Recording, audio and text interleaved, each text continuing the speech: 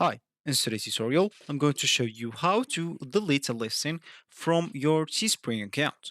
So the first thing that you'd like to do, of course, is just go and open whatever browser you're going to use to follow the tutorial steps with. So of course, here in my case, I'm actually using Brave, but for you, you can use whatever browser you're using or you're working with.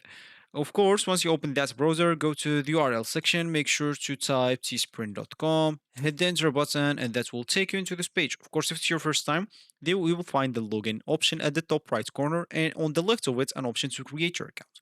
Log in into your account if you have one, but if you don't, you'll have to go and create your account. And of course, you'll be able to even do that with your YouTube account, your Google account, Facebook account if you don't want to go through all the boring steps of creating or even logging in into your account. There's, of course, the fast way with your Google, Facebook, or YouTube. So once you did one of those two options, of course, you'll find yourself here. You can just click at your account here. And as we said, we would like to delete a listing. So let's just go into our listings. So here, as you can see, that is my only listing in this account, of course, which is active.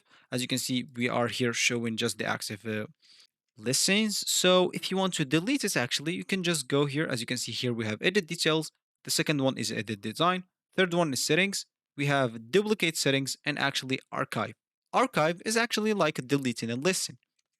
You can simply just go and click on this archive, and as you can see, your listing is not active anymore because as you can see here, we have just this the active listen. Of course, if you want to see it, you can just go into this show and go into all, or even if you didn't find it here, you can just go into just archived and you'll find it here and you'll be able to and archive it from here or even relaunch it into your listen if you want to put it back into your shop.